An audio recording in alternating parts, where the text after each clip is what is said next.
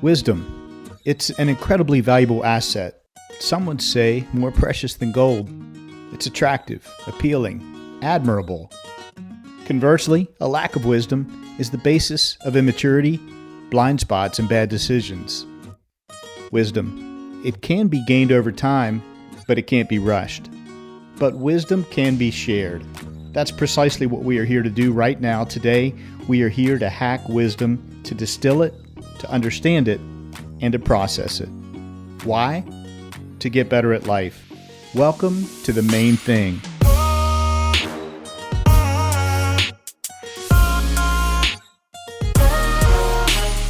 This is your new 9-minute podcast. I'm your host, Skip Lineberg, and I've set out to interview the wisest people I know. We'll see what we can learn from each one when they're faced with an incredibly difficult, soul-piercing question. Welcome back to The Main Thing podcast. I'm your host, Skip Lineberg, coming to you today from Parkwood Studios with another special delivery of wisdom. Hey, I want to give a special welcome to our newest patron. That's Jack from West Virginia. Jack, thank you so much for investing to help keep this pipeline of wisdom flowing. For all of our first-time visitors, so glad you're here today. Hope you'll keep coming back, and I want to encourage you to subscribe so you never miss a single dose of wisdom. Today you're going to meet David Homan. David Homan is a classical composer and connector who built Orchestrated Connecting, a community of impact-focused superconnectors whose relationship value is beyond comparison. David focuses on the interaction of access and impact, with a particular focus on areas such as climate change, mental health, investing in women and diverse founders, health and wellness, and philanthropy. You can find his music simply by asking Alexa to play it. David is a thought leader in the world of connecting and relationships, and he's joining us today from New York City. Sit back, settle into that symphony hall chair, relax, and get ready. Over the next 9 minutes, you'll hear why David Homan is one of the wisest people I know. David Homan, welcome to the Main Thing podcast. It's so great to be with you today. Thank you, Skip. It's such a pleasure to be here. Thank you for having me. Yeah. So I'm a living and working classical composer. Usually when I ask anyone on a one-to-one if they ever met a living composer, there's a very awkward pause and they go, "You?" So that's generally what I get. But quick version is, I've been playing piano since I was 4. Wow. I hated the stuff my brother played. By the time I was 12, I quit for 3 months. It was a horrible 3 months for my parents being musicians, especially my dad. And then Nirvana came out with Smells Like Teen Spirit, and I thought, grunge rock is awesome. Can I learn it on piano? Oh my gosh. I learned it Yeah. thanks to one of my teachers, this amazing man named David Cook, who was a classical teacher, but also a hippie and a banjo player and a violinist and a guitarist and a folk singer. And he said, you can learn Nirvana instead of Chopin and Brahms. Okay. And all of a sudden, Smells Like Teen Spirit wasn't, 6-7 minutes long. It was 25 because I was improvising and adding to it. Yeah. Oh, wow. And so this whole idea of improvising, adding to conversation became a large part of my life. The idea being that if I can do what I do with a harmony and a melody right for music, if you do the same with people, you can build relationship trust that accelerates change and impact in this world. Yes. I love it. What a great extrapolation and extension of your talents and gifts into the business world. All of our world is actually relationships, introductions, and people putting their trust into others. We've just taken for granted the fact that this is a real value. I would say arguably a much greater value than what we put our time and money into. Yeah, I absolutely agree. Relationships, I believe, are what we spend all of our time and all of our money building. We might have hobbies, but anything that is inherently social in this world that you, I, or anyone have, we've spent our time, which is the most valuable commodity we have, in it. We've built ties with people that transcend decades sometimes. In some cases, they transcend generations. Sure. And the idea that that is not a commodity as valued as our time and money for me, it doesn't shock me. What shocks me is that people think that, a relationship you built over 10 years, you're willing to hand over in 5 minutes to somebody else because they need something. When I talk about my world and the world of impact, I'm talking about accelerating change towards a healthier climate, addressing Yeah, the mental health problems in this world. The right fact on. that for a decade now, all of my female founder friends have talked about the same paltry percentage of venture capital Mm, going to women or people of color. It sucked 10 years ago. It still sucks now, and more people say it's such an important thing. Why didn't the capital change? yeah. The only thing that changes that is relationship value, relationship pressure, Mm-hmm. and the idea that the thing that sits above everyone's ego, their super ego, whatever we might look at, is the idea that our reputational value, which has been built into us since children, being a child, our reputational value we really, really want to maintain. And Yeah. so when that can be challenged because of how we distort or view relationships, it's really hard to overcome that. And that's the one thing we have going for making relationship value much more valued, is that idea that we don't want to live in a world of shame for what we've not done in a social situation where we said we would do it. Powerful, powerful words. What I built was not a business purposely. It was a way for connectors to be valued for being connectors and work towards that goal. But what's exhilarating is that when trust can happen in a few conversations as opposed to a few years, you've done your job right. Yeah, yeah, for sure. That's an accelerant there. We can hope so. Let's be honest, it's not easy to ask for help or talk about money. Hey, it's Skip here, and many listeners like you continue to ask me, what do you need to continue to develop and build this show? Well, for context, it takes our team about 15 hours of work to produce each one of these packages of wisdom that we deliver to you in podcast form. Really, what we need is funding to cover our costs.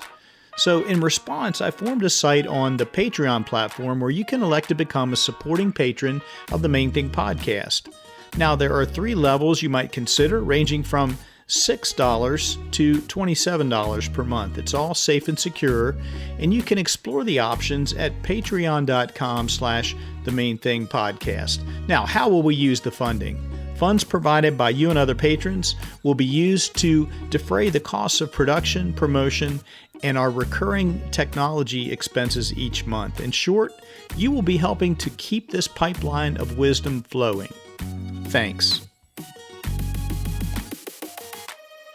David, bring those foreshadowing chords up now, please, would you? Because I'm going to ask you the question that I ask each of my wise guests. David Homan, what's the main thing you've learned in your lifetime so far? Skip, the main thing I've learned so far is that it's up for those of us creating relationships and value to ask for that value to be valued. When we think about all of our wants, those are the things that we need selfishly. We need this. I need 3 more clients. I need a vacation. I need this. Those 2 are what drives a large amount of humanity. Sure. Wants and And desires. the inability, wants and desires, and the inability to have those fulfilled with, what are we up to, like 8 billion people on this planet now? Yeah, I think so. In this world of wants and desires, and you look at everything from Freud, everything psychologically, you can't meet it.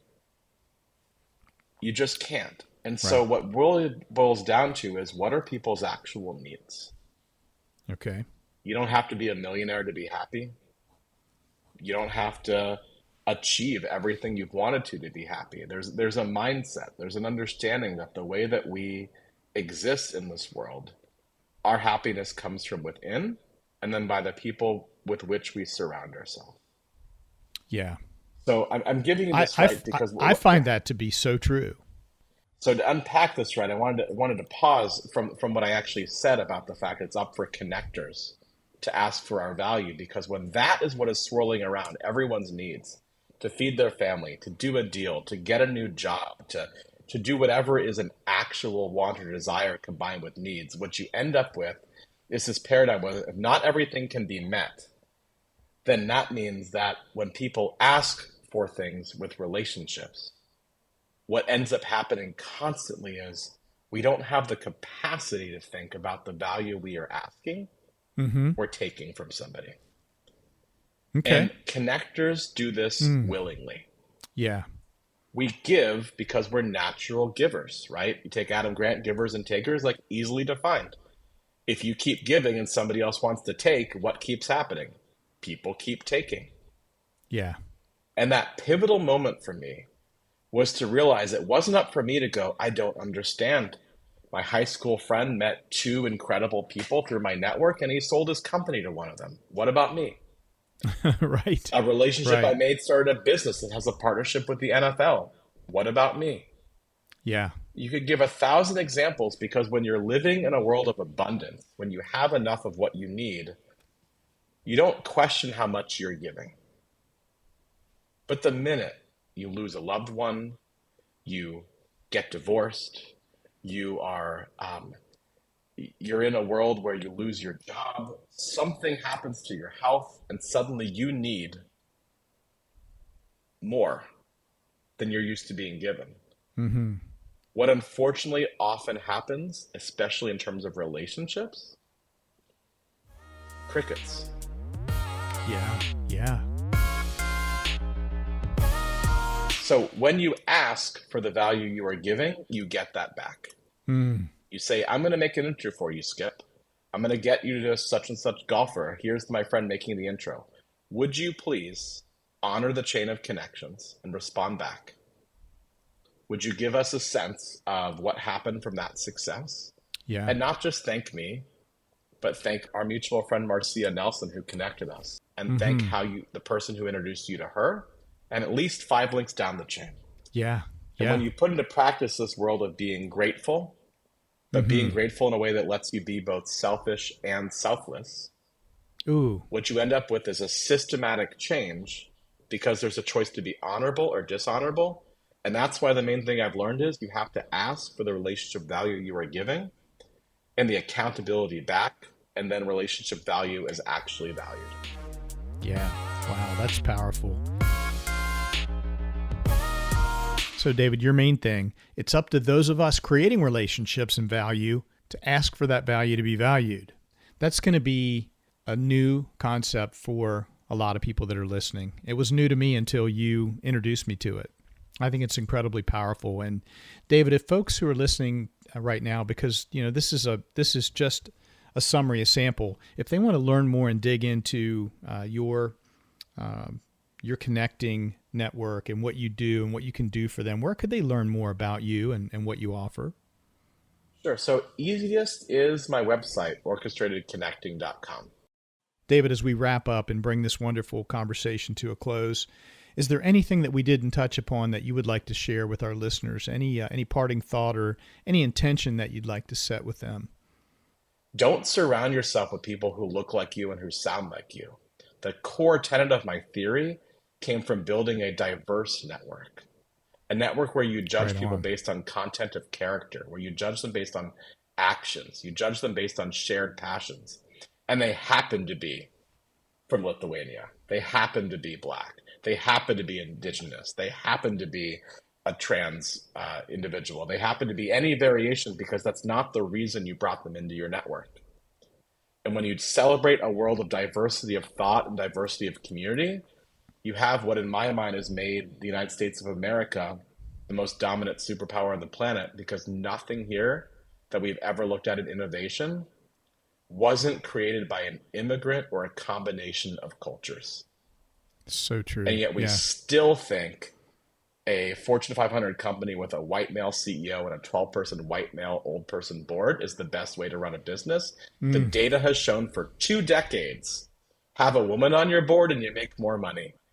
It's unfathomable that we live in a world where people with privilege don't use their privilege to help others, and relationship value is the easiest thing to give, because all it is championing and honoring somebody who doesn't look like you, but whose passions are shared with yours. Listeners, go do that. David, that's a great place to leave it.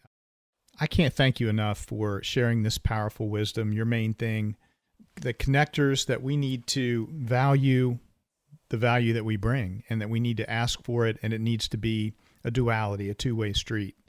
Powerful idea that I'm digging into and will continue to carry forward from this day on. Thank you so, so much, David.